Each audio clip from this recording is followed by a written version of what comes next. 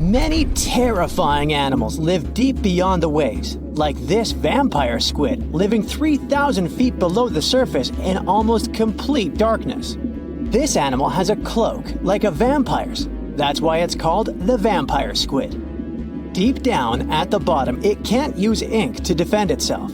So this animal has developed an unusual tactic. It glows slightly to scare away predators. If this tactic fails, the vampire squid can turn its body inside out, revealing tiny spikes. When you translate its scientific name, Vampiroteuthis infernalis, it literally means vampire squid from the nether. Despite its terrifying looks, it's a harmless ocean animal. This previous creature was not from space, but this object definitely is. Before Elon Musk found a way to reuse rockets, NASA would simply drop old ones after launching astronauts into space, most of the time in the ocean or deserts. In 2012, Jeff Bezos launched a mission to find the Apollo 11 rocket. They found it by using sonar, but it was in terrible condition. It was sitting on the bottom of the ocean, not far from the predicted site. They were able to rescue the engine and reconstruct 2 of them. The most famous lost city is Atlantis, but sadly, we still haven't discovered it. However, Heracleion was also just a myth until one British pilot saw something that looked like a city while flying over the Mediterranean Sea. He reported it, and 60 years later, a group of divers went there. They were shocked when they found an entire city underwater. It was loaded with artifacts that could tell us a lot about the history of the place. Now it's one of the best underwater archaeological sites in the world. It's believed that the rising sea caused the whole city to go underwater. The Titanic sank in 1912. The wreck was claimed to be officially discovered 74 years later. In reality, though, a fisherman found the Titanic 8 years earlier while fishing in the Atlantic Ocean.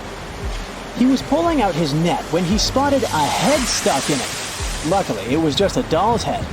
Years later, after the fisher had passed away, his son sold the doll to a doll collector. She did a lot of digging and research on every person who had a porcelain toy on the Titanic. She found the owner of the doll. Ava Hart was on the Titanic and had a doll with her.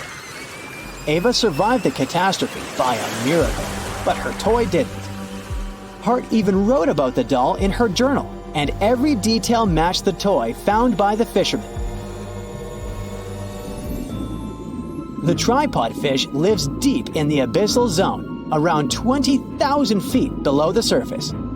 It's adapted to such immense depths and uses its tripod fins to stay still on the bottom. This creature doesn't have big eyes, but even if it did, these eyes would be useless in the darkness.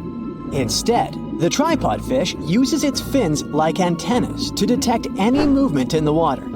This creature doesn't have much luck when it comes to its love life, so it had to develop unique tactics to reproduce. One fish can be both male and female. The next bizarre creature is the lizardfish. It has tons of razor-sharp teeth, a huge mouth, and really big eyes, which it uses for hunting. All this makes the animal look freaky. The lizardfish lives at depths of around 11,000 feet in the midnight zone, where there is zero light. This freak of nature basically eats everything it can fit inside its mouth, from small fish to other lizardfish. On the other hand, when they see other reptile fish, they probably fall in love instead, because finding mates at those depths is not an easy task. Like the tripod fish, the lizardfish can be both male and female at the same time. When you think of a river, you usually picture it on land. Still, nature is quite unpredictable, and it created a river flowing under the ocean in California. It's running at a depth of around 2 miles. This river has everything that an ordinary river has: sunken logs, trees, and rocks. And despite its uniqueness, it's not the only one in the world. There are also others in the Amazon and Greenland. a terrifying creature was discovered near Angola's coast by a remote operating vehicle. It looks like it doesn't have a head or a body. It was sitting at a depth of around 4,350 feet below the surface. After doing research, scientists concluded it wasn't anything from a sci-fi movie, it was just a cluster of siphonophores stuck together. In 2015, some random guy was diving in Caesarea, and something shiny caught his eye.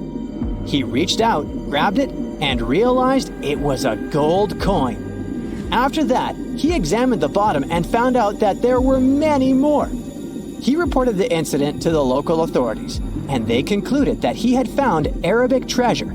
The coins were made of solid 24-karat gold and were a few thousand years old, but due to the perfect salinity and temperature, they looked brand new. The coins belonged to a ship carrying cargo. It was caught up in a storm and unfortunately sank. One of the weirdest things ever discovered was found in the Baltic Sea. It's an anomaly that looks as if it was created by a different civilization. It was discovered by Swedish researchers, and they basically had no idea what it was. They had to ask tons of other scientists for their opinions. When you look at this formation from above, it's 200 feet long and looks exactly like a fallen spaceship. It's hard to believe that it's a natural formation, but spoiler alert, it's totally made by nature because the Baltic Sea has gone through many erosions throughout history. Most likely, the bizarre formation is the result of these processes. A group of divers in Madagascar were shocked when they found this 7-foot monstrosity of a knife on the seafloor. The speculation started immediately, and many said that the knife was from some giants that had fought megalodons and lived on Earth thousands and thousands of years ago. That could make a nice story, but the knife is most likely a movie prop that was lost at sea. One of the ocean's most bizarre animals is the frilled shark. It's believed that this fish is the reason for all those sea serpent stories that sea explorers of the past wrote about. These animals live pretty deep in the ocean, but sometimes they can be seen in shallow waters. It's super rare, but possible. The frilled shark has a big mouth sporting around 300 teeth. It also has a long body that looks like a lizard's, and it is truly a unique species of shark. Its prey can be half of its size because this shark's stomach is like that of a snake, and it can swallow huge fish or crustaceans. Spotting a few worms in your garden is no big deal, but after seeing a 26-foot long one in the ocean, you will make your wetsuit a little wetter. This worm is super rare, and it's completely harmless to humans. It's actually not a giant worm. It's a cluster of zooids that are stuck together in a worm-shaped formation. They usually only eat plankton, bacteria, and other tiny things that can be found in the ocean. Probably the scariest thing in the ocean that is 100% real is the Magna P, which can be found at crazy depths of 20,000 feet below the surface. This monster looks like an underwater Slender Man, but it's just a squid with really long tentacles that can reach a terrifying size of 8 feet. This guy has only been seen a few times, and basically, we don't know much about this creature so far. The Megalodon was the biggest shark to ever live. Not only that, it's one of the biggest fish and the largest predator in Earth's history. They've been known to reach lengths of up to a whopping 70 feet. That's over 3 times longer than the biggest great white shark on record. The females have also been found to be around twice the size of the males. The Megalodon could swallow a small car without it even touching its teeth, if cars had been around then. Its teeth could grow to over 7 inches long.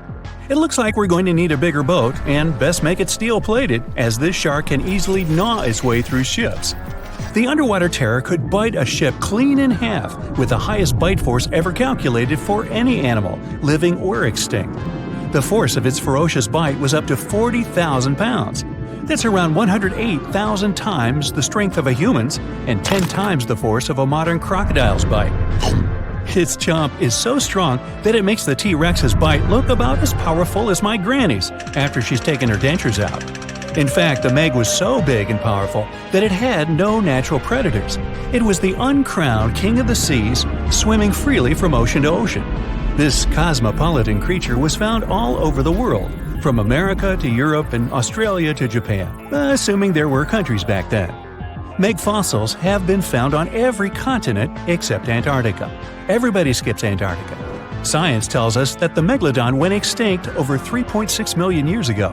But could they still be alive at the deepest depths of the ocean? Only around 80% of the ocean has been explored, and its deepest point, the Mariana Trench, is over 7 miles down. So who knows what's lurking at the bottom? If you did manage to make it down, it is unlikely that you'll run into a Meg, though. The sharks, like us, preferred warmer coastal waters. Deep ocean living would be too cold for the beasts, and food would be scarce. Their entire bodies would also have to evolve to avoid being squished by the enormous water pressure down there. It's unlikely they're still around, but not impossible. Some good news, if you do run into one, is that the shark is pretty unlikely to eat you. You are way too small a meal for the Megalodon, even if you have a couple of friends with you.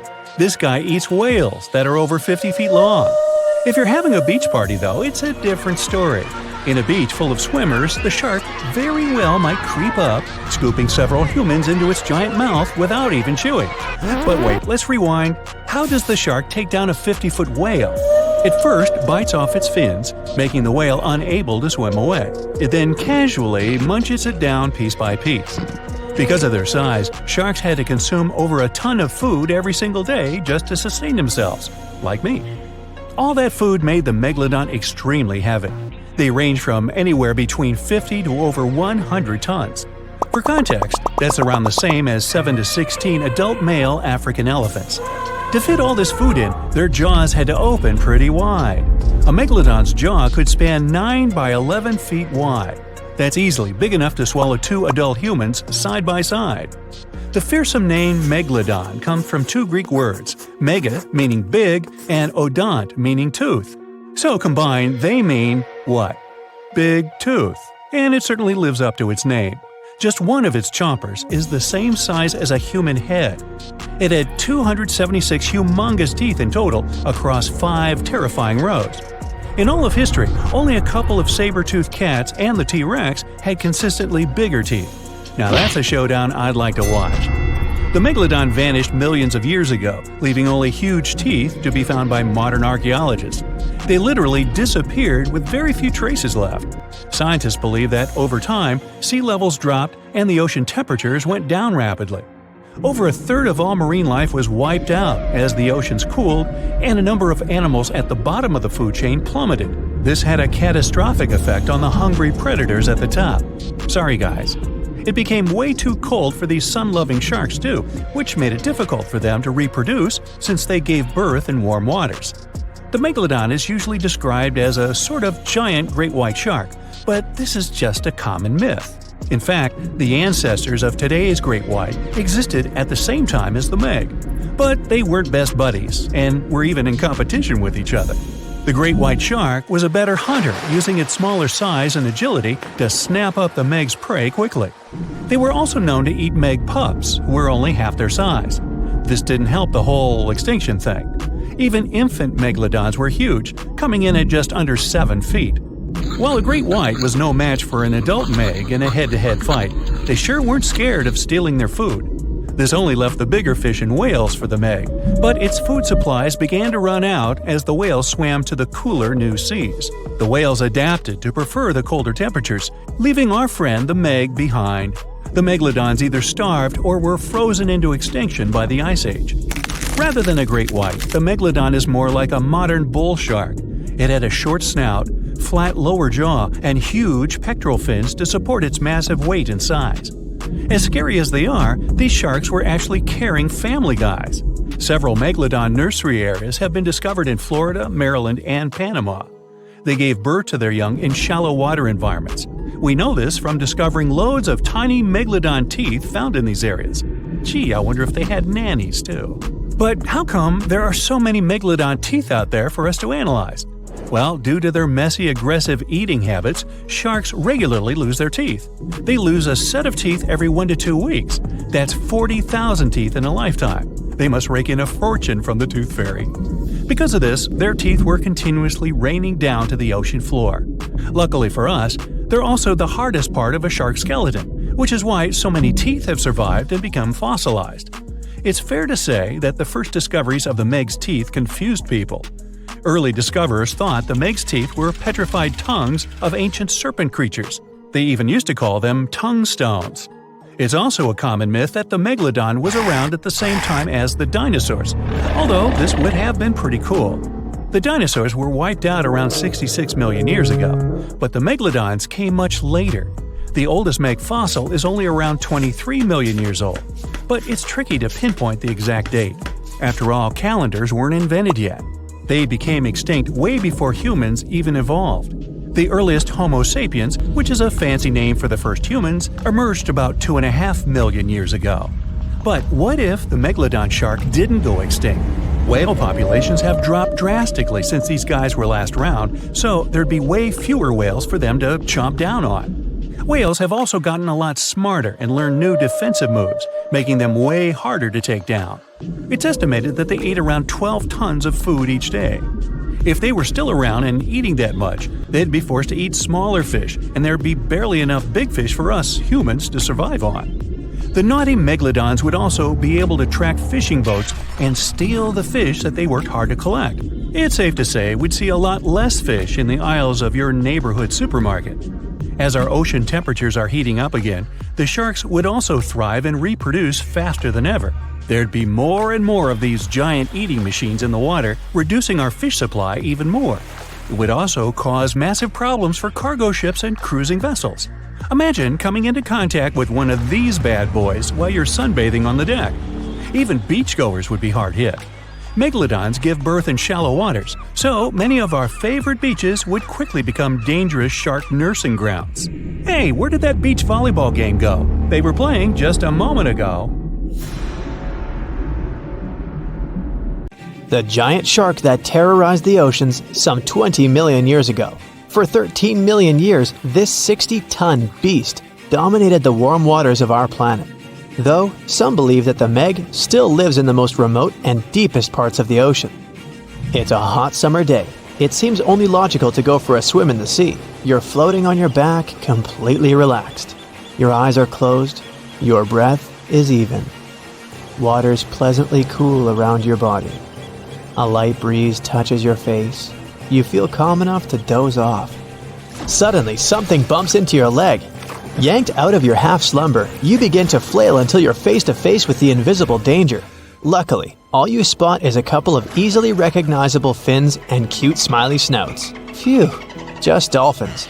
Guess you're lucky to meet them in the wild.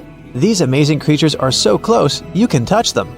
You've heard people say dolphins' skin feels rubbery, but to your mind, it's more like the inner part of a hard-boiled egg. One of the animals is so close to you that its salty smell fills your nostrils. You know, though, that dolphins don't have sweat glands. It means they don't sweat and are pretty much odorless. The smell you sense comes from the water they swim in. The largest and most ferocious predator to ever haunt the oceans, the Megalodon shark dominated the seas for centuries before coming extinct millions of years ago. However, scientists managed to discover very few remnants of the giant shark. Everything we know about the great beast we've learned thanks to fossils of its giant teeth, which are just about the size of the average human hand. A Megalodon skeleton has never been discovered. Shark skeletons are made mostly of cartilage, meaning that they decompose quickly. Luckily, sharks continuously shed and regrow teeth throughout their lives. One shark can go through 40,000 teeth in a single lifetime. Scientists have managed to study different types of shark species based on their teeth alone. The Megalodon shark had around 276 teeth. When they fell out, those teeth landed in the seabed where they stayed for millions of years, fossilizing. Scientists found those teeth, and they're the only real record we have of the Megalodon's existence. Megalodon teeth have been discovered all over the world. It means that unlike other marine animals of its time, the Megalodon was intercontinental. Even today, most sharks and marine animals tend to stick to one sea or ocean. The Megalodon shark swam freely around the world, moving between tropical and subtropical waters. Megalodon teeth have been found in every continent apart from the freezing cold waters of Antarctica. When a megalodon makes a starring appearance in a movie or TV show, it's portrayed to look like a giant version of a great white shark. Scientists previously believed that the megalodon and the great white shark both descended from one common ancestor. Still, it's not true. In fact, it's more likely that the megalodon was the arch-enemy of the great white shark's ancestor, the broad-toothed mako shark. That means Megalodon wouldn't have looked so similar to the great white after all. In reality, the Megalodon would have a shorter nose than the great white, along with longer pectoral fins to give the giant shark a stockier and more threatening build.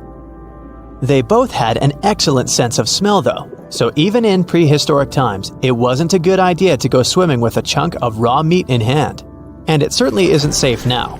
Whether the Meg's hiding somewhere in the depths, which some still believe is true, or it's gone forever, younger cousins will still be there waiting. Also, both of them like to go after big marine mammals, so they would certainly have things to do together. That is, until the Meg got moody and accidentally ate its friend. You never know. These guys had a different hunting style. Great whites prefer to dive straight towards their prey and find its softest spot, like exposed legs or underbelly. Sometimes, an entire tooth would be found embedded in a bone of some bigger animal, such as a whale. Without the main parts they use for swimming, poor sea animals were then helpless and unable to escape. Yet whales were just a smaller part of Megalodon's diet. Seals, sea cows, squids, dolphins, other sharks. The good old Meg probably wouldn't say no to some random school of smaller fish swimming into its mouth either. Nothing better than a good snack after a big tasty dinner. Even those giant turtles weren't safe with their thick shells. The Meg probably took them as a dare challenge on a daily basis. Scientists have used computer simulations to try and work out the hunting style of the ancient shark. Using this technology, scientists have discovered that the Megalodon's attack style was very different from that of modern-day sharks. Modern sharks dive straight for their prey's most vulnerable spot, for example, the soft underbelly of a seal. The Megalodon's teeth were uniquely suited to biting through tougher areas of cartilage. So, evidence suggests that a Megalodon would first chew the tougher fins of their prey, rendering them unable to swim away before launching into their final attack. Some people believe that the Megalodon is still alive today, lurking at the depths of the ocean's waters. But it's unlikely to be true. Megalodons are a warm water species, which means they would be unable to survive in the cold waters of the deep ocean. Most of the Megalodon's potential prey live in shallower waters, meaning there would be very little for the Megalodon to eat at deep sea level. Simply put, if there was an animal as big as the Megalodon still living today, we would have spotted it by now. It is unlikely that you'll run into a Meg though. The sharks, like us, preferred warm coastal waters. Deep ocean living would be too cold for the beasts, and food would be scarce. Their entire bodies would also have to evolve to avoid being squished by the enormous water pressure down there. It's unlikely they're still around, but not impossible. Some good news if you do run into one is that the shark is pretty unlikely to eat you. You are way too small a meal for the Megalodon, even if you have a couple of friends with you. This guy eats whales that are over 50 feet long. If you're having a beach party though, it's a different story. In a beach full of swimmers, the shark very well might creep up, scooping several humans into its giant mouth without even chewing. The fearsome name Megalodon comes from two Greek words, megas, meaning big, and odont, meaning tooth. Combined, they mean big tooth, and it certainly lives up to its name. Just one of its chompers is the same size as a human head. It had 276 humongous teeth in total, across 5 terrifying rows. In all of history, only a couple of saber-toothed cats and the T-Rex had consistently bigger teeth. Now that's a showdown I'd like to watch. The Megalodon vanished millions of years ago, leaving only huge teeth to be found by modern archaeologists. They literally disappeared with very few traces left. Scientists believe that over time, deep sea levels dropped and the ocean's temperature went down rapidly. Over a third of all marine life was wiped out as the oceans cooled and the number of animals at the bottom of the food chain plummeted. This had a catastrophic effect on the hungry predators at the top. Sorry guys. It became way too cold for these sun-loving sharks too, which made it difficult for them to reproduce since they gave birth in warm waters. The Megalodon is usually described as a sort of great white shark, but this is just a common myth. In fact, the ancestors of today's great white existed at the same time as the Meg, but they weren't best buddies and were even in competition with each other. The great white shark was a better hunter using its smaller size and agility to snap up the Meg's prey quickly. They were also known to eat Meg pups, who were only half their size. This didn't exactly help the whole extinction thing. While a great white was no match for an adult Meg in a head-to-head fight, they sure weren't scared of stealing their food. This only left the bigger fish and whales for the Meg, but its food supplies began to run out as whales swam to the cooler new seas. The whales adapted to prefer the colder temperatures, leaving our friend the Meg behind. The Megalodons either starved or were frozen into extinction by the Ice Age. Rather than a great white, the Megalodon is more like a modern bull shark. It had a short snout, a flat lower jaw, and huge pectoral fins to support its massive weight and size. As scary as they are, these sharks were actually caring family guys. Several Megalodon nursery areas have been discovered in Florida, Maryland, and Panama. They gave birth to their young in shallow water environments. We know this from discovering loads of tiny Megalodon teeth found in these areas. I wonder if they had nannies too. The largest and most ferocious predator to ever haunt the oceans, the Megalodon shark, dominated the seas for centuries before becoming extinct millions of years ago. However, scientists managed to discover very few remnants of the giant shark. Everything we know about the great sea beast we've learned thanks to fossils of its giant teeth, which are just about the size of the average human hand. Scientists estimated the size of the prehistoric shark using calculations based on the measurement of the length of a Megalodon tooth. On average, the size of a Megalodon shark was 33 feet long. The largest of the species could reach up to 58 feet long. However, these megasharks may have been even bigger than we ever thought. At the Florida Museum of Natural History, a group of students examined 3D printed replicas of Megalodon teeth to calculate the shark's size using the tooth length method. But something was off. Each student calculated a different size for the same shark, with their estimates ranging from 40 feet to 180 feet. A lead paleontologist took a look at the students' equations. He realized that the method they used to calculate Megalodon sizes for decades isn't that accurate at all. So they invented a new method to calculate the Megalodon size based on the width of the Megalodon tooth instead of its length. It turned out that the average Megalodon would be around 65 feet long. It's almost double the size scientists previously thought, and would mean that the average Megalodon is the length of 2 school buses. A Megalodon skeleton has never been discovered. Shark skeletons are made mostly of cartilage, meaning that they decompose quickly. Luckily, sharks continuously shed and regrow teeth throughout their lives.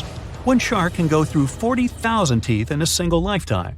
Scientists have managed to study different types of shark species based on their teeth alone. The Megalodon shark had around 276 teeth.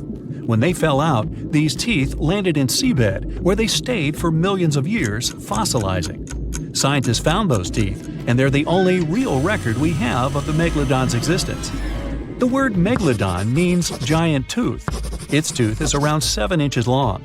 For comparison, the largest tooth of a great white shark is only 3 inches long. To find a bigger set of choppers, you'd have to go back 65 million years to find the great Tyrannosaurus rex, whose teeth measured a whopping 12 inches. Megalodon teeth have been discovered all over the world. It means that, unlike other marine animals of its time, the Megalodon was intercontinental. Even today, most sharks and marine animals tend to stick to one sea or ocean. The Megalodon shark swam freely around the world, moving between tropical and subtropical waters. Megalodon teeth have been found in every continent apart from the freezing cold waters of Antarctica. When a Megalodon makes a starring appearance in a movie or TV show, it's portrayed to look like a giant version of a great white shark. Scientists previously believed that the Megalodon and the great white shark both descended from one common ancestor. Still, it's not true. In fact, it's more likely that the Megalodon was the arch-enemy of the great white shark's ancestor, the broad-toothed mako shark. That means Megalodon wouldn't have looked so similar to the great white after all. In reality, the Megalodon would have a shorter nose than the great white, along with longer pectoral fins to give the giant shark a stockier and more threatening build. Not only was the Megalodon the largest shark in the world, but it was also one of the biggest fish ever to exist. An apex predator of this size would have needed a huge diet to keep it moving. The Megalodon would have eaten 2,500 pounds of food every day. The Megalodon diet consisted of larger species of fish, dolphins, and even other species of sharks. Ancient fossilized whale bones with cut marks of Megalodon teeth have been discovered. It means Megalodons weren't intimidated by the size and tried to feast on the giant whales of the past. Scientists have used computer simulations to try and work out the hunting style of the ancient shark. Using this technology, scientists have discovered that the Megalodon's attack style was very different from that of modern-day sharks. Modern sharks dive straight for their prey's most vulnerable spot, for example, the soft underbelly of a seal. The Megalodon's teeth were uniquely suited to biting through tougher areas of cartilage. So, evidence suggests that a Megalodon would first chew the tougher fins of their prey, rendering them unable to swim away before launching into their final attack. The mouth of a Megalodon was around 10 feet wide and 9 feet tall, large enough for you to swim into without touching any teeth. However, we don't recommend that. Their mouths were so large a Megalodon could swallow a small car without even having to bite down on it. Research teams from Australia and the US collaborated to work out the biting power of the Megalodon using computer simulations. The results were terrifying. While the modern great white shark has the biting power of 1.8 tons of force, the Megalodon could easily chomp down on its prey with a biting power of 18.2 tons. The bite of the Megalodon would easily be able to cut through steel and overpower any other predator in the ocean. Scientists believe that the Megalodon has the most powerful bite of any creature that has ever existed. The Megalodon's bite would easily overpower the T-Rex, which has a biting force of 6 tons. Mysteriously, no one knows exactly when or how the Megalodon went extinct. However, several theories are floating around as to how this could be the case. The Megalodon had become extinct by the end of the Pliocene, which was a phase of global cooling that spanned over 5 million years and ended over 2.6 million years ago. New evidence suggests that the last Megalodon lived at least 3.6 million years ago, right in the middle of the Pliocene era.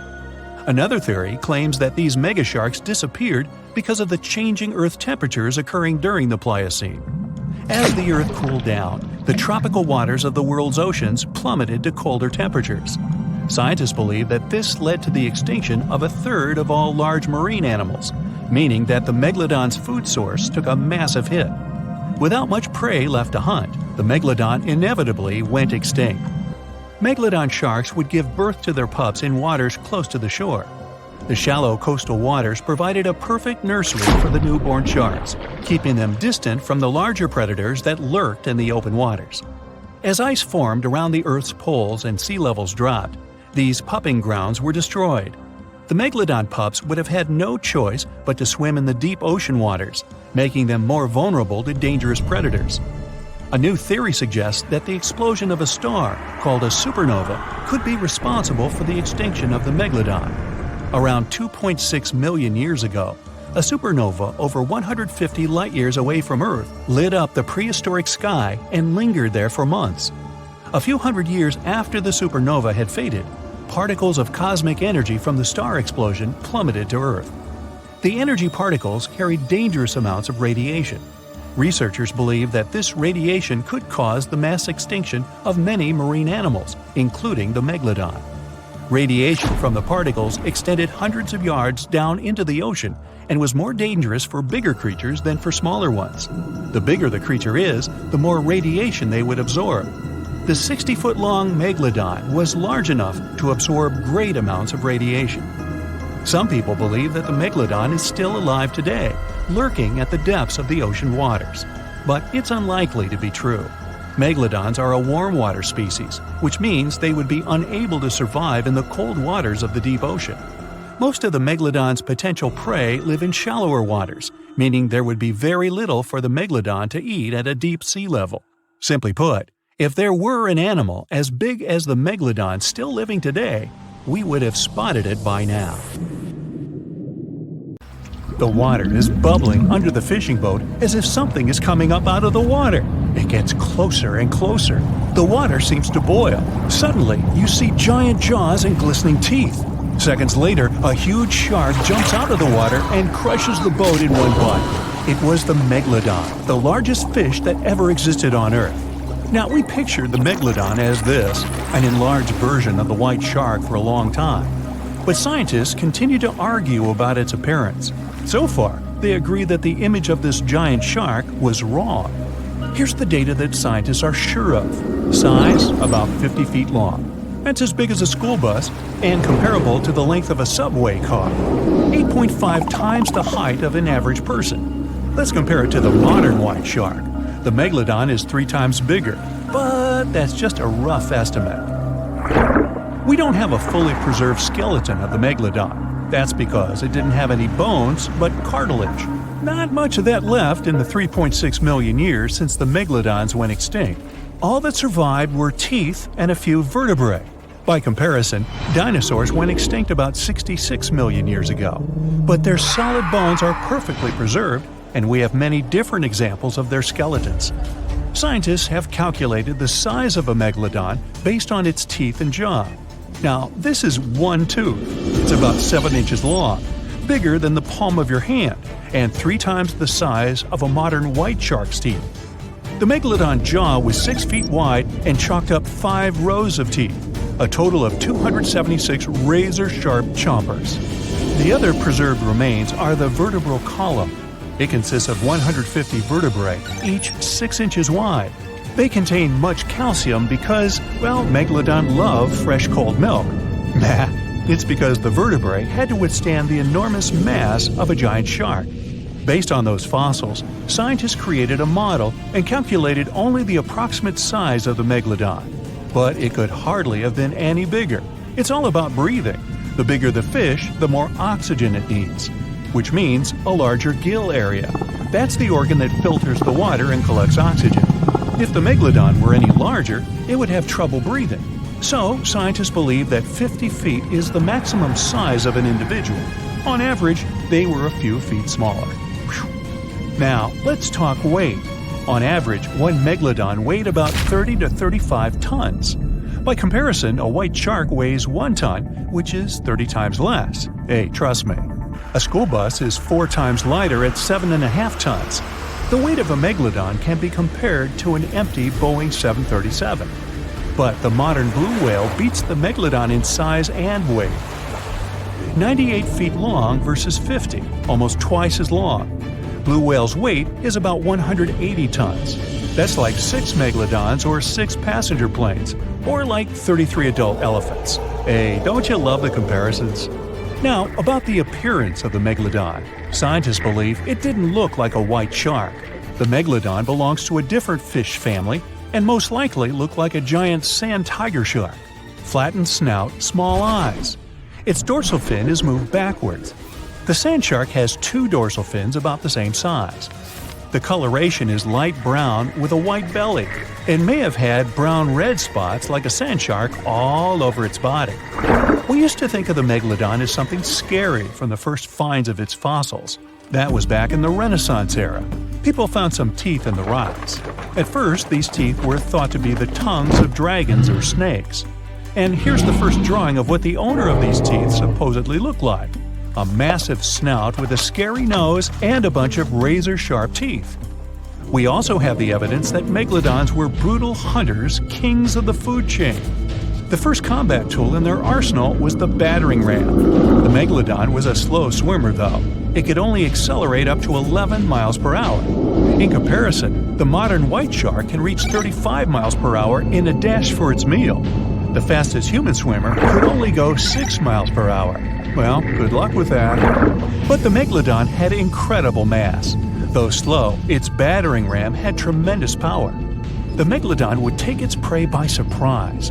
It had only one chance to hit it. If it missed, it would take too long for a second round. The maneuverability of the Megalodon was comparable to a large truck. But if the ram was successful, the prey was stunned and couldn't move. At this point, the Megalodon aimed at vulnerable spots, like the fins and tail of the prey. Scientists have found many ancient whale remains with Megalodon tooth marks. It turned out that the giant shark knew where its prey's vital organs were located and could strike at them. When the prey was immobilized, the Megalodon bared its teeth. An adult person could easily fit into its open jaw at full height, and according to various estimates, the bite force of the Megalodon was almost 11 tons. Now imagine the weight of 3 SUVs concentrated at the tip of a sharp tooth. That's 9 times the power of the largest white shark bite, and 6 times the power of the modern record holder for biting, the saltwater crocodile. Here, look at a map of where the remains of the Megalodon were found. South and North America, Europe, Asia, Australia. It was the master of all seas and was comfortable anywhere on our planet. We've even found some remains of the giant shark in freshwater sediments. Perhaps it wasn't afraid to enter rivers to hunt. Now, other scientists say that maybe the Megalodon wasn't even a predator, all because of its size. It couldn't swim fast. It couldn't even make short dashes like the white shark. If prey tried to escape, the Megalodon didn't rush into pursuit because it could never catch up with it. Another problem is the skeleton of the Megalodon. The cartilage is weaker than the bones, so the musculature of the giant shark was not as massive and robust in the first place. The Megalodon may even have been a scavenger and never got into fights. This is one of the reasons why ancient sharks became extinct. Megalodons like shallow, warm waters, with temperatures ranging from 53 degrees Fahrenheit. But over 3 million years ago, the climate turned colder. This deprived the Megalodons of territories and plenty of food. The primitive whales that had been the main diet of the giant sharks began to disappear. Faster predators took the remnants of food. The Megalodon started to starve. In evolution, a new player entered the field, the toothed whales, ancestors of the modern killer whales. They lived in packs and had bigger brains than the Megalodon. So, over time, they started to compete with the Megalodon. They took advantage of its clumsiness. A group of killer whales could easily win a competition against a giant shark. Many scientists believe this was the reason for the disappearance of the largest shark in the world. But there are theories that the Megalodon is still alive and roaming the dark waters of our planet. Several Australian fishers have allegedly encountered a shark of incredible size, but no one can confirm these testimonies. Fans of this theory believe that giant sharks can hide in deep waters away from human eyes. In the Mariana Trench, for example, it's the deepest place on our planet. It's deeper than if you stuck Mount Everest in the water, and we've even found the teeth of a Megalodon there. But science says that such a giant shark couldn't live in the Mariana Trench for many reasons. One, it's too cold. The Megalodon was probably a cold-blooded fish, so it had to use the warmth of its environment to survive. But the water in the Mariana Trench is cold, about 40 degrees Fahrenheit. That's because the deeper down, the less sunlight gets in there. The second reason is pressure. Every 30 feet deep increases the pressure by 1 atmosphere. That is, at the depth of 100 feet, the water presses you 3 times harder than you would feel it at the surface. The weak muscles and cartilage of the Megalodon wouldn't allow it to dive too deep into the Mariana Trench. And most importantly, food. The farther from the ocean's surface, the fewer living organisms. Megalodons used to eat primitive whales, ranging from 10 to 20 feet. Small fish only inhabit the Mariana Trench. A Megalodon would never be able to catch one. And, judging by its size, all the Megalodon did was eat and then look for food again. Compare its weight to that of a human. The average human should get about 2,000 calories a day with an average weight of about 180 pounds. The Megalodon weighed 470 times that and needed many more calories. So, even all the fish inhabiting the Mariana Trench could hardly feed a Megalodon for even a few days. So, all these theories, of course, are not true. But still, it's just smart to be careful out there. Know what I mean? 450 million years ago, no, I wasn't around then, the sea level was higher, coral reefs started to form, the climate on our planet was stable and warm, not even dinosaurs were around yet. The time when bony and jawed fish we know as sharks appeared. They've been dominating the oceans and making other marine creatures flee in fear ever since. Many of them, like great white sharks, have evolved and adjusted to life in the open ocean as hunters with a pretty high position in the food chain. They're less diverse today than before. One of the reasons is the asteroid strike from the age of dinosaurs. After it reduced the number of shark species, only smaller and deep-water kinds that ate primarily fish survived. They started getting bigger over time. Near the surface, sharks such as makos or great white ones develop faster movements and are somewhat between gray and blue to blend in with their surroundings. The epaulet shark can even walk on the land. It can't take a walk on the beach because it can't breathe outside of the water, but it lives on coral flats in shallow tropical waters, so it can walk in kind of a crawling motion. But deep down below, there are mysterious, alien-looking, often huge shark species that didn't come to the surface, which is why they didn't need to adjust to the new environment and different conditions. They haven't changed a lot through time, so they're some living fossils. These creatures mostly don't have 5 gill slits, the most common number, but 6 or 7. It's because there's less oxygen the deeper you go in the ocean, so they need more gill slits. Sharks on the surface evolved to have fewer gill slits. 6-gill sharks are the most primitive sharks we have today. Their skeletons are like those of ancient extinct sharks, and they can survive only in very deep waters. Like cats, sharks have a layer of reflective cells placed inside their eyes, which helps them see better in the dark deep sea or cloudy waters. Sharks on the surface have big eyes because they evolved to hunt in the sunlight, so they tend to rely on their vision. Those that live in shallow waters have small eyes, so they can protect themselves from the sand. Like some other deep-sea creatures, 6-gill sharks also have bigger eyes to take in as much light as possible. They have more light-sensing rods, but don't distinguish colors that well. In the ocean's twilight zone, with the minimum of sunlight, there's a couple of bioluminescent shark species. They don't take in light within their eyes, but produce or re-emit it with their bodies. Their skin or organs have specialized cells that produce a soft blue-green light. Deep-sea creatures that produce their own light do that to attract their prey, deter animals from going after them, or, scientists think, communicate with each other. It can even help them to camouflage. They do it by hiding their silhouettes from animals going after them. They produce enough light to match their surroundings. The biggest luminous underwater creature is the kitefin shark, found swimming 980 feet below sea level, preying on groundfish or smaller sharks. It can grow almost 6 feet long and lives 3,200 feet below sea level. Deep-sea sharks are also bigger than those on the surface. The Greenland shark can grow up to 24 feet long, bigger than a great white. There's a thing called deep-sea gigantism. Creatures in nutrient-poor depths of the ocean grow bigger because, that way, they lose less energy as heat. The Greenland shark lives its life in slow motion. It has a slow metabolism and can go very long periods without food. With their slow pace, they evolved to live up to 500 years at depths of 7,200 feet. Sharks in shallow waters catch their prey relying on agility and speed, but for them, it's easier because there's plenty of food on the surface. Deep-sea sharks, with less food and slower life rhythm, had to develop a different style. They're more opportunistic, definitely not picky, and don't care if their future meal is alive or not. Frilled shark, another living fossil from the darkest depths, hasn't evolved much through time, and they're one of the last of their kind, with all of their relatives already gone extinct. It grows up to 7 feet long, primarily hunts on squid, and catches other sharks and fish. It looks like a dinosaur, a snake-like face, a long, smooth, thin body that moves in a serpentine way. It can propel itself with the power of its tail and curl like snakes. They don't swim in a straight line like other sharks. Cookie cutter shark grows up to 20 inches.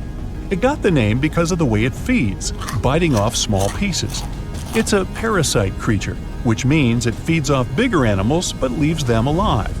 They have sharp teeth and sometimes even swallow those that fall off on purpose. Some researchers think it could be because they live in the depths that are nutrient poor. If they swallow the teeth, they could recycle calcium and other material from it. prickly shark is a rare and unusual creature with many thorn-like denticles and 2 small dorsal fins.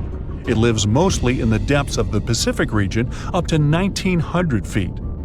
Ghost sharks are not even real sharks, but fish closely related to them and rays. They have big pectoral and pelvic fins, 2 dorsal fins, pretty big eyes, and unlike their cousins, have a single external gill opening. Ghost sharks have slender tails and can grow up to 80 inches, silver to blackish color. They sometimes live in rivers and coastal waters, but also in the depths of the ocean of 8,200 feet or even deeper. They are pretty weak swimmers, so they tend to feed on invertebrates and small fish. Goblin sharks. Swimming through the deep sea, this creepy shark with a flabby body suddenly sees a small, innocent squid. It goes toward it, but the potential snack notices it and quickly starts moving to dart away.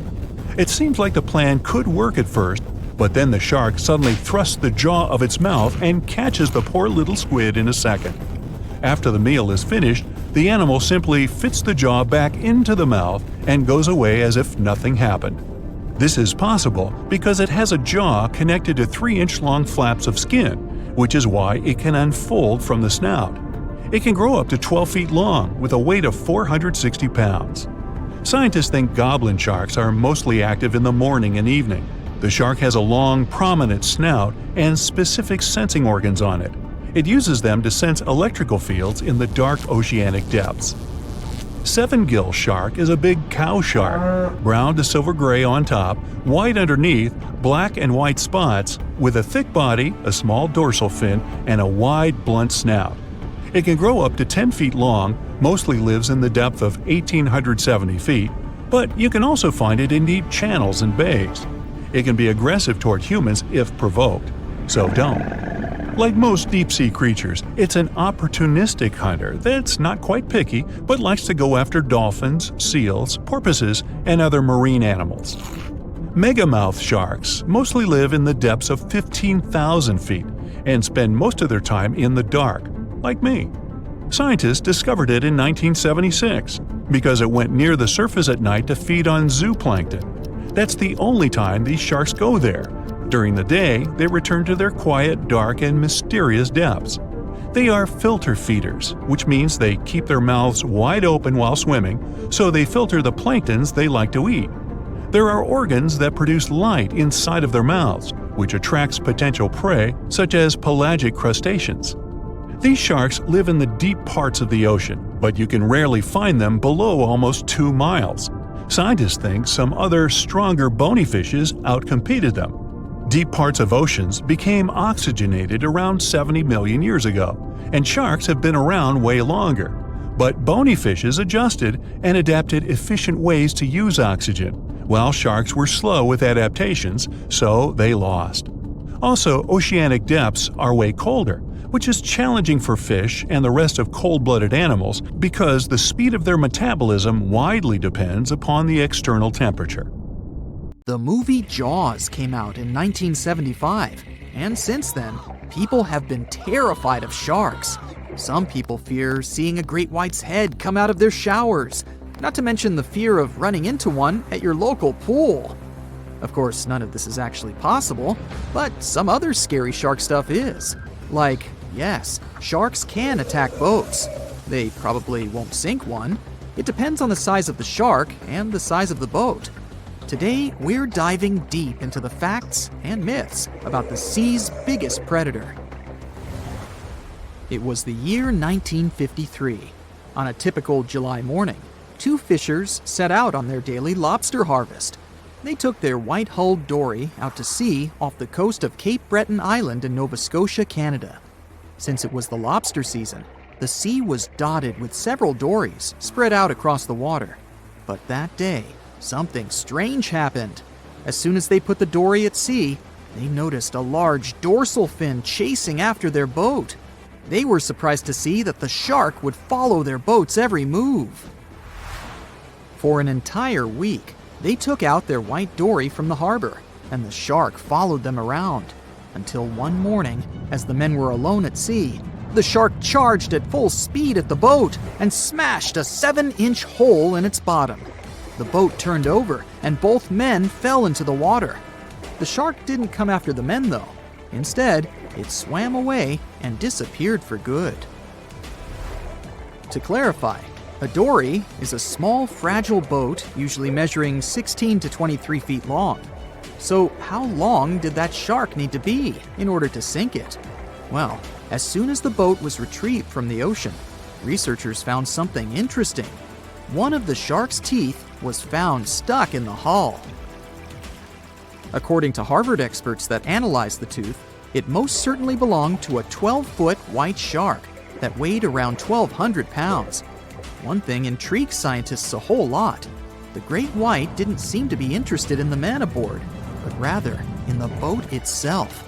The question is, why? Some people suppose that this great white followed the dory around because it was white, and the animal probably thought it was some big white mammal. It's not the first boat a shark has attacked.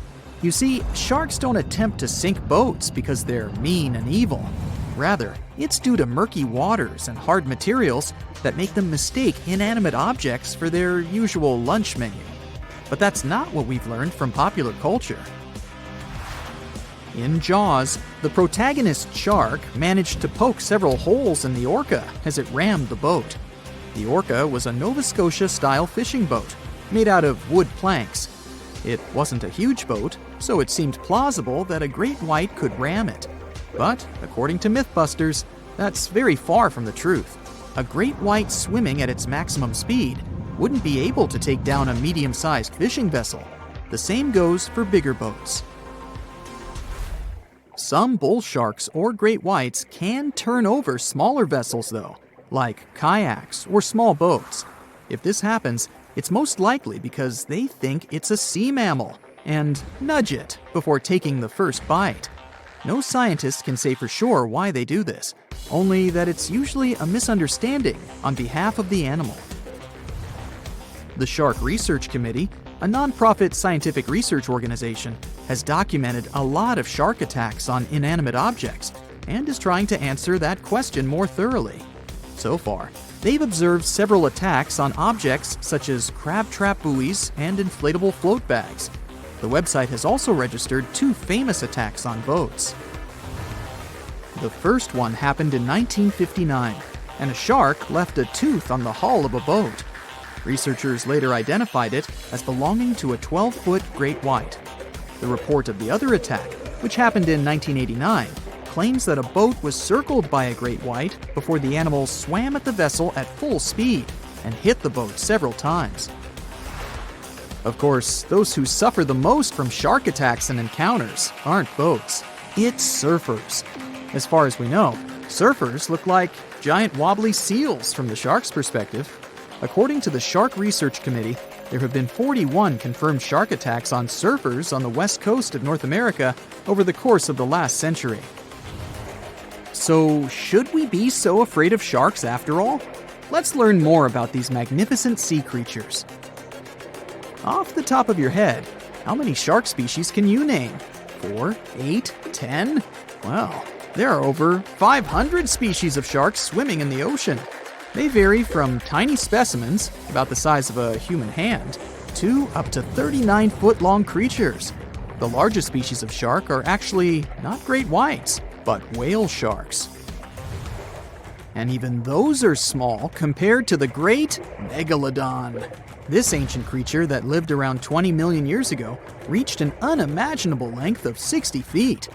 By comparison, that's the same as 2 to 3 buses placed one after another.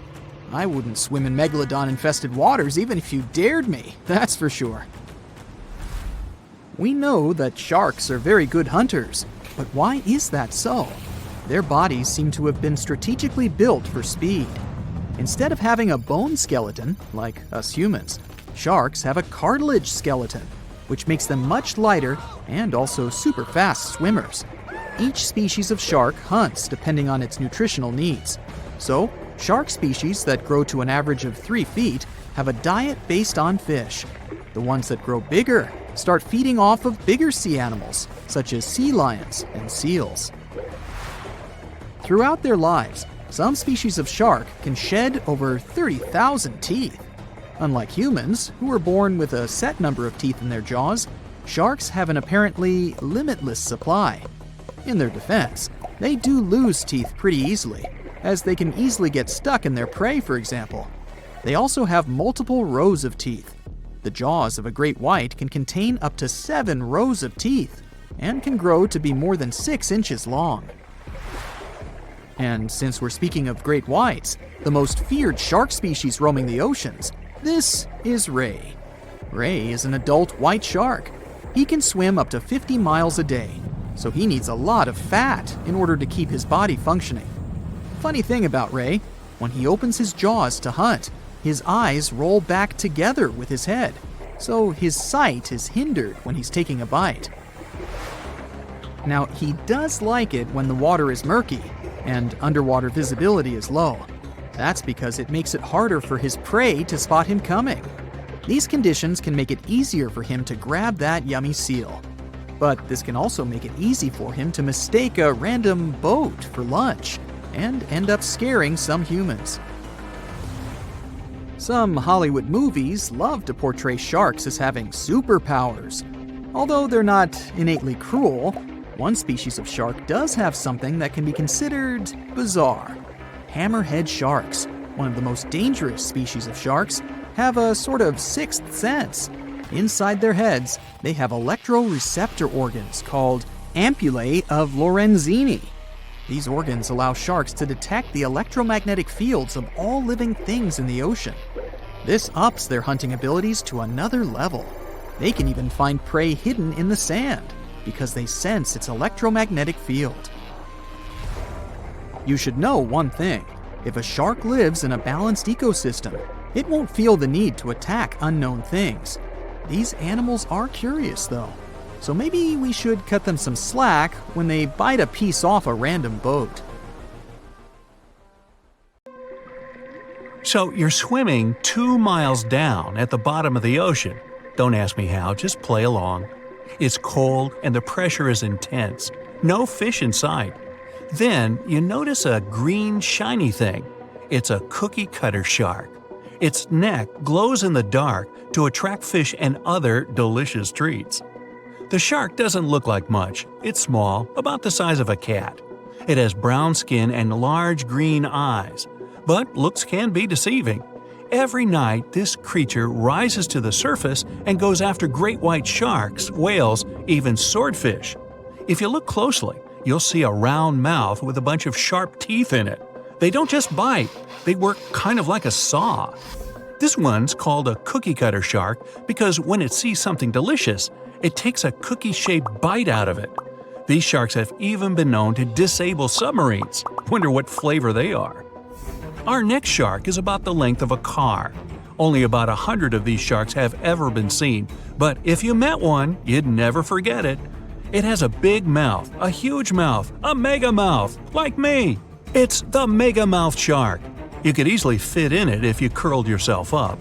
They're not dangerous though, not to humans. They feed by swimming around with their mouths open, filtering out plankton and other underwater goodies. The shark has special organs in its mouth that glow, attracting little crustaceans. It swims deep in the ocean in total darkness. Probably has a great smile though. Thresher sharks also have a huge body part, the tail. It's almost half the length of the shark itself, and it looks like a helicopter blade. It's one of the few animals that hunts using its tail. The shark sneaks up on a school of fish and starts to shake its moneymaker. This freaks out some of the fish, which is exactly the plan. In a pinch, it can also use its tail to defend itself. The best thing about this shark, it doesn't attack people. The angel shark. There are quite a few types of angel shark out there, but they're more shark than angel. They're flat like stingrays, and their skin is covered with patterns that help them blend in with the seafloor. Because of this disguise, divers sometimes accidentally touch them, which isn't the best idea. They're fast and have powerful jaws. Still, they prefer the taste of small fish to you. The horn shark has 2 ridges that look like horns right above its eyes. It's definitely the grandpa of the shark world. Not aggressive, swims pretty slowly, and is up late almost every night. Its two favorite meals, sea urchins and crustaceans. It moves its fin on the seafloor almost as if it had paws. But don't underestimate this guy. It has one of the strongest bites of any shark. It needs those strong teeth to crush the shells of its late-night meals. And if something tries to attack it, watch out. Horn sharks have sharp spikes on their fins. The award for the ugliest shark goes to the goblin shark, and it's not even close. From the outside, it already looks kinda weird and is about the size of a pink underwater motorbike. It has a long tail and a seriously long nose. It lives way down in the depths of the ocean and loves to eat squid. It's not as fast as its relatives, but it's way more sneaky. It has a secret squid catching technique which is totally wild. The shark swims behind the squid. It's catching up, getting closer and closer, but the squid isn't slowing down, no way. It looks like the poor goblin shark won't have any lunch today. Then it opens its mouth. Its jaw is attached to folds of skin that mean it can literally throw its jaw out of its mouth. And it's a shark, so those teeth are sharp. That extra reach helps it grab its lunch, and when the meal's over, it pops its jaw back in its mouth. These sharks have been seen many times off the coast of Japan. They're actually named after the goblins in Japanese myths and fairy tales. There's only one thing out there cooler than a ninja shark. It's the ninja lantern shark. Imagine there's a tube you can slide down that takes you to the bottom of the ocean. It's too dark, you can't see anything. Suddenly, a glowing dot, moving around in the distance. It's coming closer, shooting towards you. It's a blue glowing head. Worse, it looks like this head doesn't have a body attached to it. The ninja lantern shark has black skin, so it's almost invisible in the dark. It's only the size of a human arm, but its small, sharp teeth are no joke. No one really knows why this shark glows. Maybe to attract tasty fish? Another theory out there is that it uses this light to communicate with its friends. It has friends? The hammerhead shark. These ferocious sharks can weigh up to half a ton. They live in tropical waters all over the world, and they're one of the most recognizable sharks out there. Their eyes really are located on the sides of their hammerhead. This means they can see in almost all directions. They even have special neck muscles to lift their head up and down just to see that little bit better. Their favorite food? Stingrays. You know, those flat things that swim along the seafloor, camouflaged to look like sand and bits of rock. Stingrays get by blending in with their surroundings. Danger mostly just swims by. But the hammerhead's eyes see everything. Uh-oh. Great white sharks, hammerheads, and other large sharks live for about 25 years. But one shark can live much, much longer. The Greenland shark can live anywhere from 300 to 500 years. It lives mostly in the North Atlantic and Arctic oceans. It loves to swim deep down where it's dark, so it uses its nose to sniff out food. Since it spends so much time down there, it's figured out how to withstand the strong pressure. It's one of the oldest living, largest, and slowest fish on Earth. Just imagine, you're on an Arctic cruise and you see one of these sharks moving slowly through the freezing cold water. It might be 400 years older than you. Most sharks are omnivorous. They can go after dolphins, other sharks, crabs, sea urchins, smaller or even larger fish, hot dogs. Kidding about the hot dogs. But the bonnethead shark is a bit different. It eats algae for about half its meals. It's actually related to the hammerhead shark, but its head looks more like a shovel. Can you dig it? If you see this guy swimming around, you might think it's a sea snake or a huge water worm. Frilled sharks like to swim way down at the bottom of the ocean, like a lot of sharks. When they're chasing something delicious, they move kind of like a snake. And just like a snake, they like to gulp down their lunch all in one piece. But that doesn't mean they don't have teeth. They have about 200 nice and sharp ones. The saw shark has a long, flat, and seriously spiky nose. Those teeth on its nose never stop growing. Each tooth is equipped with electric receptors to help the saw shark feel around for nearby fish, like a ship's radar. When dinner's nearby, the shark swims up and strikes with its nose, waving it around like a knight showing off his skills. Meanwhile, you won't have time to blink if this guy floats past. Did you see it? How about now? Meet the fastest shark in the world, the short-fin mako shark. It can swim up to 35 miles per hour. That doesn't seem that quick on land, but underwater, that's fast. Slower than a cheetah, but faster than most dogs. It's warm-blooded, which is super rare for a shark. That helps it swim to cold and distant places where an ordinary shark simply wouldn't survive. The swordfish goes much faster. It can swim up to 60 miles per hour. It's not a shark, but it's still an amazing creature. In a race, the swordfish will usually come out on top, but it's not just fast, it's ingeniously fast. It has a gland next to its nose that pumps out a special oil. This oil spreads through its nose and comes out through tiny holes. This special oil is waterproof, which lets the swordfish glide through the water at high speed. The Meg, aka Megalodon, roamed the oceans long after dinosaurs were wiped out by the Great Meteorite. It was one of the largest and most dangerous hunters that have ever lived on Earth, as well as the biggest shark. But then, about 3.6 million years ago, the last of its kind disappeared from our planet, leaving only huge teeth for modern archaeologists to keep finding. There are a few theories about why it could have happened, but scientists might have found the true reason. The Megalodon, which means big tooth, was the largest shark ever to exist. It reportedly lived around 20 to 3.6 million years ago and was truly enormous. Its bite was more powerful than that of a T-Rex, and likely any other powerful predator that has ever roamed this planet. It's probably not surprising since this marine creature had extremely strong jaws that could span from 9 to 10 feet wide. That's enough to swallow 2 grown-up people side by side. The jaws were also lined with 276 teeth, and they reached 7 inches in length. That's as long as a small hedgehog. Once these teeth got worn down, the shark got rid of them and grew new ones. Such large sedated teeth helped the Meg to eat meat easily. The shark itself could grow up to 59 feet long. That's twice the length of a London double-decker bus.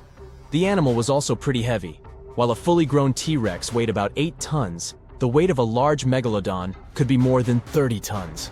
With no competitors, the enormous shark was the real king of the oceans. It hunted other sharks, large fish, and even whales. Then why did such a magnificent creature disappear from the face of the Earth? The previous theories mentioned the great white shark. The Megalodon is usually described as some gigantic version of this marine animal. And this is a common mistake made because most people think these creatures were related. But in reality, the Meg looked more like a modern bull shark.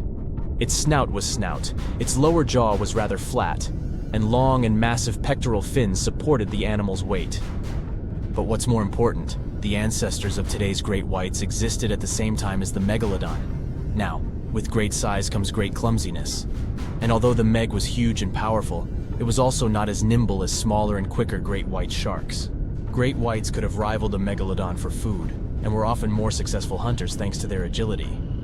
They couldn't fight the Meg openly, but were fast enough to steal its food. So according to this theory, the only food left for the Megalodon were whales and equally big marine animals. Grown-up Megs could easily catch such beasts, but their offspring were much smaller and more vulnerable than their parents. Could smaller sharks have used this to their advantage? Maybe while megasharks were still little, they became a meal for great whites, as well as bull and tiger sharks. Even at those times, a great white shark could reach the length of 20 feet, while a Megalodon kid was definitely smaller. But even if there had been no open confrontation between young Megalodons and smaller grown-up sharks, Meg kids wouldn't have been able to find food for themselves to grow to adulthood. The reason is the same. The population of other sharks was growing, and they were rivaling each other and the Meg for convenient food. The more great whites and other sharks appeared in the oceans, the less food remained for young monster sharks. Eventually, they probably starved. But it's just one of the theories that try to explain why the Meg went extinct, and here's another one. A new study has shown that the Meg was most likely a warm-blooded predator able to regulate its body temperature, and that might have been the reason why this species disappeared with time. Scientists analyzed isotopes of the tooth enamel of the Megalodon and concluded that the animal could easily maintain a body temperature that was around 13 degrees F warmer than the temperature of the surrounding water. Such a temperature difference is much greater than what other sharks living at the same time as the Meg had, and it's large enough for the ancient predator to be classified as warm-blooded.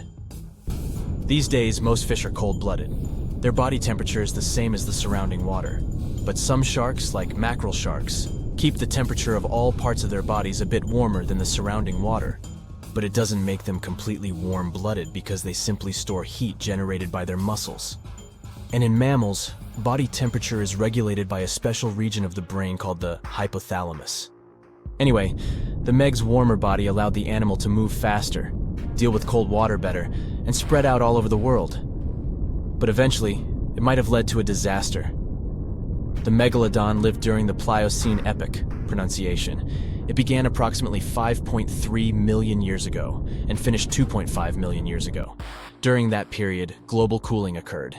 It also caused the changes in sea level, which the Megalodon probably didn't survive. The main problem for the predator was to maintain an energy level allowing its body temperature to remain elevated. But to do it, the animal had to eat a lot, and I mean it.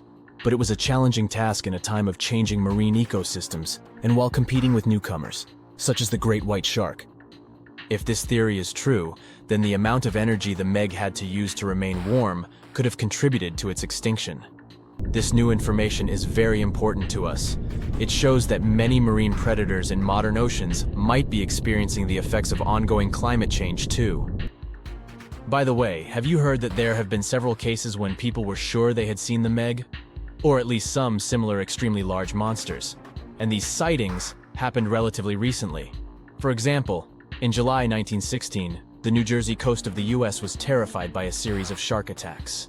They happened during an oppressive heat wave when hundreds of beachgoers tried to find shelter from the heat near the water. People described the culprit that had caused all that havoc as a giant shark, much bigger than any regular one. Since then, scientists have been debating which shark species was involved in those accidents. The most popular guesses have been the bull shark and the great white. A picture of a huge shark roaming the Pacific Ocean not far from Guadalupe Island appeared in 1999. The creature was nicknamed Deep Blue. It could be distinguished from others by a wavy pattern separating its gray back and white belly. But even though some people claimed it could be the infamous Megalodon, experts came to the conclusion it was a female white shark, the largest ever seen. The average length of a male white shark is 11 to 13 feet. Females are bigger, up to 15 or 16 feet, but Deep Blue reached more than 25 in length.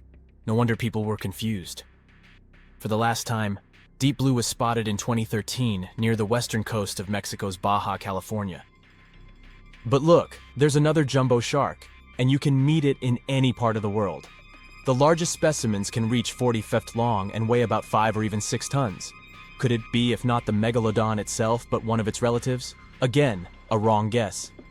That's the basking shark. This animal prefers subpolar seas, with temperatures not higher than 58 degrees F, even though some of these animals do migrate to warmer places.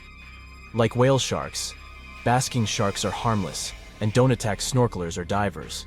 These creatures have loads of small teeth, but they don't use them when feeding. Instead, they swim with their huge mouths open and swallow plankton. A grown-up basking shark can filter nearly 2,000 tons of water per hour.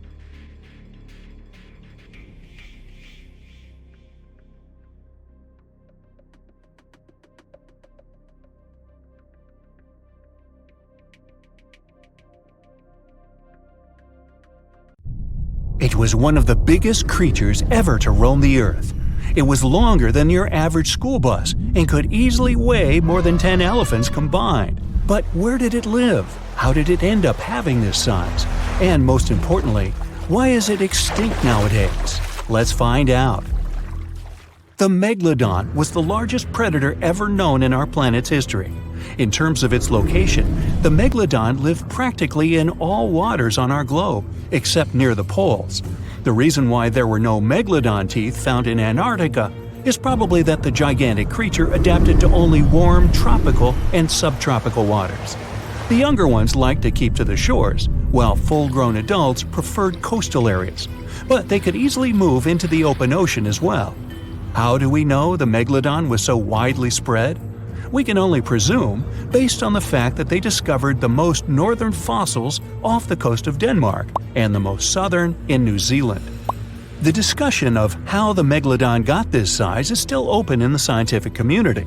They recently found out that not all the specimens from this fascinating species reach the same huge size. This has to do with a little something called the Bergmann's rule, which says that the temperature of the surrounding environment affects the animal's body size because they either need to conserve or shed heat. The megalodons that reach cooler waters probably needed more body weight to make sure they survived in low temperatures. On the contrary, those living in warmer waters had to be smaller to avoid burning up. But what did this enormous fish look like? Most modern depictions show the megalodon resembling an enormous great white shark. But well, it seems it may not necessarily be correct. The megalodon likely had a much shorter nose and a flatter jaw that looked almost squashed when compared with a great white shark. It also seems to have something in common with the modern blue shark: extra-long pectoral fins. They needed these to support their weight and size while navigating the planet's waters. Lastly, the lady megalodons, seem to have been about twice as large as the gentlemen. As for their offspring, even a small megalodon was enormous, at least 6.5 feet from nose to tail. How do we know that? Because specialists have stumbled upon megalodon nursery habitats in Panama, Maryland, the Canary Islands, and Florida. Even the piles of used diapers were enormous. Nah, not really. Surely the scariest aspect of the megalodon's looks was its mouth. I mean, think about it. Megalodon had whales for dinner, so it obviously needed to open its mouth wide enough. Scientists have estimated that its jaw would span a mind-boggling size, 9 by 11 feet wide. Just to paint you a better picture, that means it could have easily gulped down 2 adult people side by side. Wait, which 2 adults? Those impressive jaws also feature 276 teeth. Based on modern reconstructions of the force of its bite, it looks like it may have been one of the most, if not the most, powerful animals of prey ever to exist. For comparison, humans can have a bite force of around 1,300 newtons. Today, great white sharks have been estimated to be able to bite down with a force of over 18,000 newtons. The megalodon tops all the records, with an estimated power of bite up to 10 times greater than that. It could basically crush a car with very little effort. Its teeth were also pretty amazing. Similar to sharks, the megalodon was fast in replacing its broken or worn teeth. With 4 or 5 rows of teeth in its mouth, it basically acted like a conveyor belt, growing back damaged or missing teeth within about 48 hours. This means that an adult megalodon probably would have grown several thousand teeth throughout its lifetime. It was nice of them to do that, though, since it's probably one of the reasons why megalodon teeth are so common in fossil records, and we're able to study them properly. To maintain its impressive physique, the megalodon had to eat somewhere around 2,500 pounds of food per day. Can't wrap your head around that? Well, it was the equivalent of 1.25 cows per day to survive. It's like if you had to eat 3,300 cans of tuna every day. I've used the word megalodon a lot, but have I mentioned where it comes from? When translated from Greek, it means giant tooth. Ah, those clever Greeks. However, this giant shark's full scientific name is a bit more complicated: Heracleion megalodon. But are these gigantic predators actually extinct? We tend to believe so, but let's be honest for a second. We've come to know more about the surface of Mars than the depths of our oceans. Like, we've only explored 15% of our oceans altogether. Who knows what may be lying out there in the deep? Maybe some ancient predators? The Mariana Trench is the deepest oceanic trench on Earth. The Challenger Deep, its deepest part, is so deep that you could dip the whole of Mount Everest in there and it would still be over a mile above the surface. That's deep. If a megalodon or two ever needed a place to crash, that would be a discreet enough location. However, the Mariana Trench is not a particularly comfy place to be in. Because it's cold and steeped in total darkness and all. The temperatures here are around 36 degrees Fahrenheit all year round. And to top it all off, the pressure is 1,000 times stronger than at sea level. So it's safe to assume that if any megalodon is hiding in here, its teeth and bones might not be looking so good. Because of the intense pressure here in the Mariana Trench, proteins and calcium start to dissolve and disintegrate. That's why, for example, the Haddell snailfish, the deepest dwelling fish we've discovered, has evolved to feature flexible cartilage instead of bones. To survive here, the megalodon would also need to learn to navigate in complete darkness. That means they would have to either become luminescent or evolve to grow massive eyes like the giant squid. While it may sound like an intriguing and good idea for a movie script, most scientists don't think it's possible. Why? Well, most of them say it's because of the megalodon's size. Most foods that megalodons like to eat live in shallow ocean areas and not in the deep sea. Specialists believe that if these animals were actually still roaming our waters, there's no way we wouldn't know about it. They would need to come up for dinner every now and then, right? Their food is also the most likely cause of why the megalodon is not alive anymore. While some specialists believe the megalodon became extinct because of a drop in the ocean water temperature, most scientists suggested that the shifting food chain dynamics may have been more to blame. Why?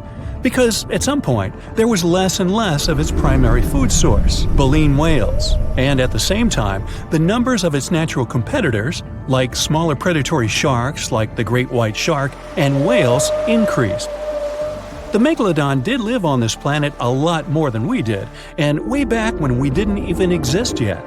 They were here for nearly 70 times longer than we, modern humans, have, inhabiting the oceans for around 20 million years. Homo sapiens appeared around 300,000 years ago. The megalodon managed to survive for so long mostly because of its unbeatable size. I mean, they can make a meal out of almost everything in the sea at the time. We may think about both of them as prehistoric creatures, but the megalodons and the dinosaurs never coexisted on Earth. The dinosaurs probably died out about 66 million years ago. Megalodons seem to have appeared a bit later. That's because the oldest megalodon fossils we have yet discovered are from the Miocene epoch, which began 23 million years ago. So long, Meg!